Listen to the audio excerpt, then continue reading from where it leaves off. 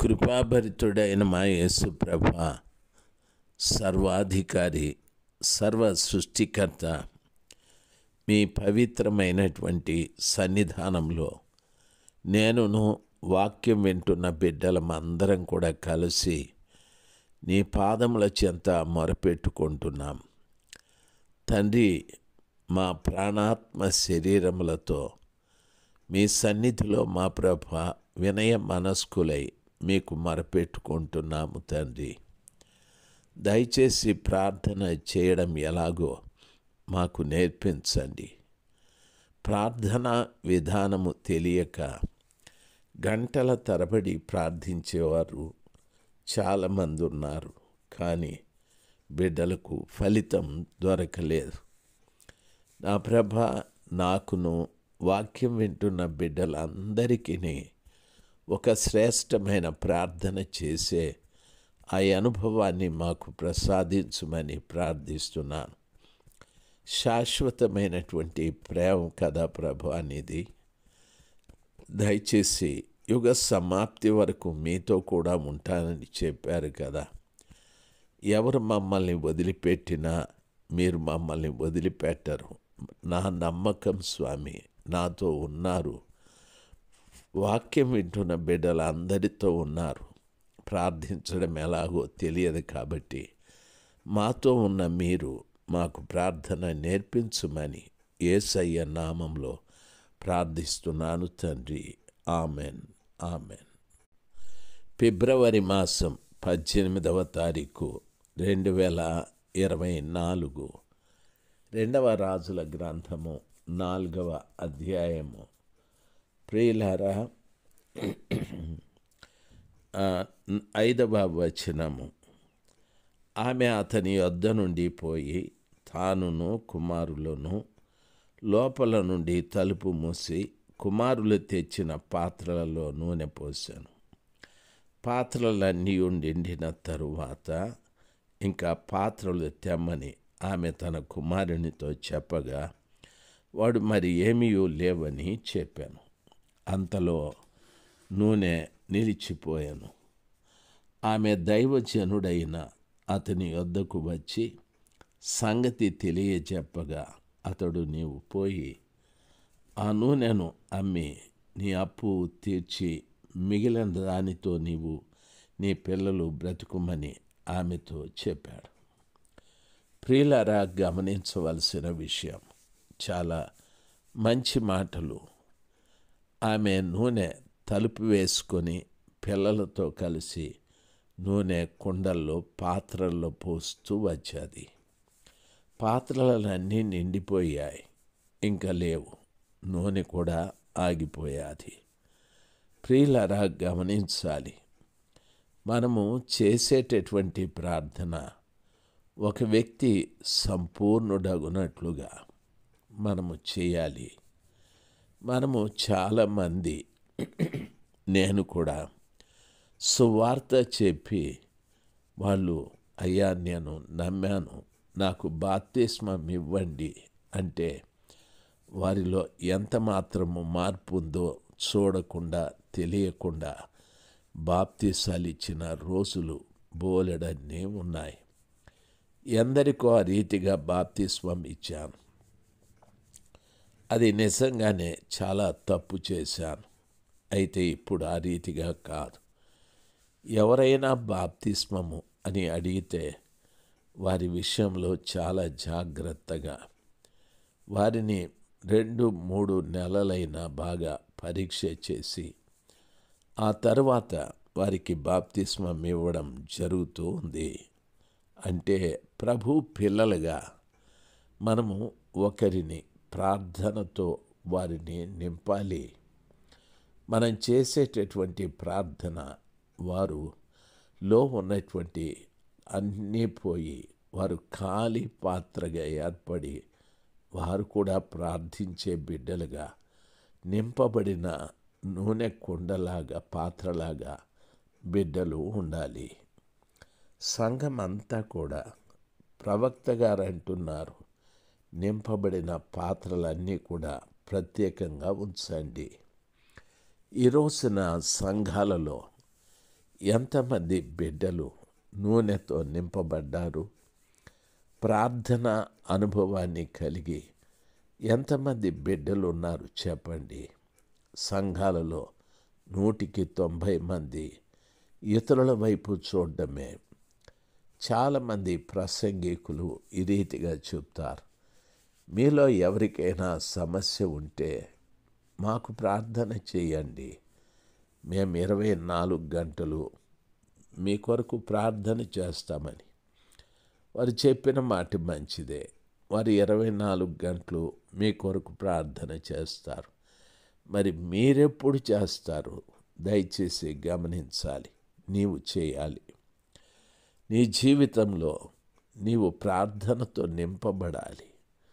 అప్పుడే నీ అప్పుల నుండి, నీ పాపపు అప్పు పత్రము చింపివేయబడి ఒక పరిపూర్ణమైన దశలోకి రావటానికి ప్రభు కృప దయచేస్తాడు. ఈరోజు చాలామంది, అయ్యా నాకు ఆరోగ్యం బాగాలేదు, ప్రార్థన చేయి. అయ్యా నాకు కాలు ఇరిగింది, ప్రార్థన చేయి. అయ్యా నాకు యాక్సిడెంట్ అయింది, ప్రార్థన చేయి. నాకు అప్పులు ఉన్నాయి, ప్రార్థన చేయి. నాకు మ్యారేజ్ డే, ప్రార్థన చేయి. నా బిడ్డకు బర్త్డే. ఎంత పిచ్చి మనుషులు మీరు!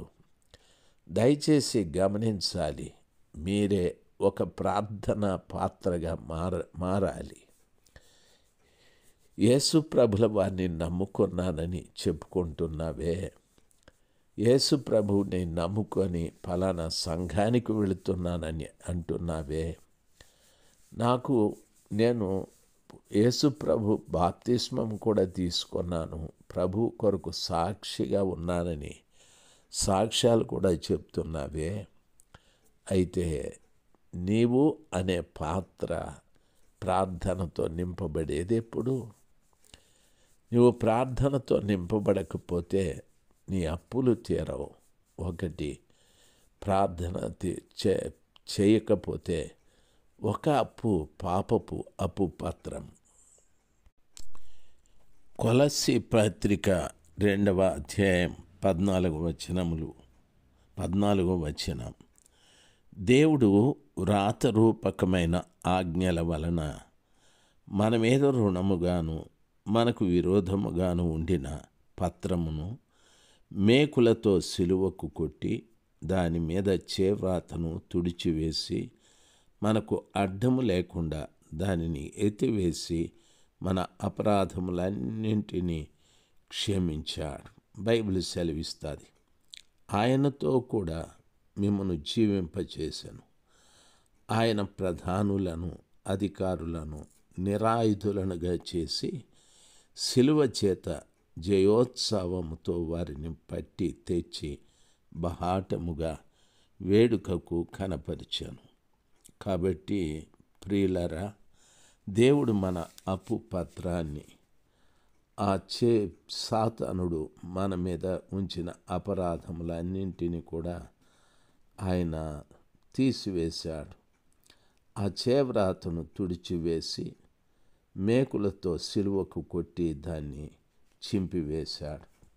ఈ రోజున మన మీద పాపమనే అప్పు పత్రము లేకుండా సిలువ కొట్టిన మేకు ద్వారా అది చింపివేయబడి మన అపరాధాలన్నీ కూడా క్షమించబడ్డాయి.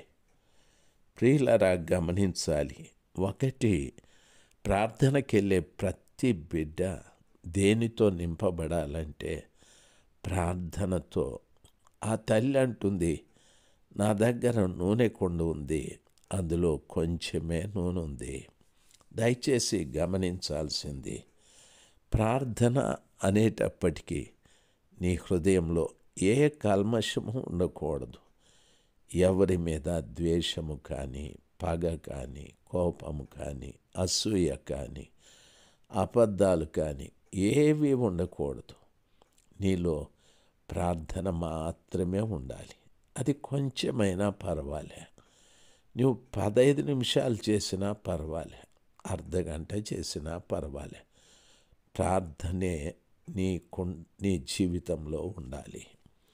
అది లేని పక్షాన మన అప్పు పత్రమును తీర్చేవారు ఎవరు లేరు. మన పాపమనే అప్పు పత్రం.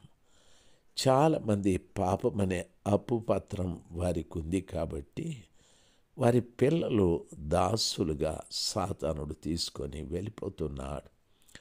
చాలామంది తల్లిదండ్రులు చెప్తారు, మా పిల్లల కొరకు ప్రార్థించండి, మా పిల్లలు పాపములో పడిపోయారు, మా పిల్లలు మాకు లోపడలేదు, మా పిల్లల కుటుంబాలు కూడా బాగాలేవు, వారి దాంపత్యం కూడా చాలా అవకతవకలుగా ఉంది, మా బిడ్డల కొరకు ప్రార్థించండి, వారు చెడు వ్యసనాలకు గురైపోయారు, అయ్యా మా బిడ్డల కొరకు ప్రార్థించండి. అమ్మా, అయ్యా, తల్లిగా తండ్రిగా మీకు నా మనవి, మీ హృదయాలలో ఉన్న చెడంతా తొలగించుకోండి. మీరు ఒక ప్రార్థనా కుండగా మారండి. కృపగల దేవుడు మీరు గంట సేపు చేయమని చెప్పలేదు, 2 గంటలు చేయమని చెప్పలేదు. ఆ తల్లి అంటుంది కుండలో కొంచెమే నూనె ఉందని. కాబట్టి కొద్ది ప్రార్థన అయినా మీరు ఇతరుల కొరకు ఎక్కువ ప్రార్థన చేయండి. ఇతరుల కొరకు, ప్రభువా, నా ఇరుగు కుటుంబము, నా పొరుగు కుటుంబము, నా ఎదురుగా ఉన్న కుటుంబంలో బిడ్డలు మారాలి ప్రభువా, వారు మారాలి స్వామి, వారికి మీ రక్షణ మార్గం తెలియాలని ప్రభు పాదాల చెంత వారి కొరకు కన్నీరు విడవండి.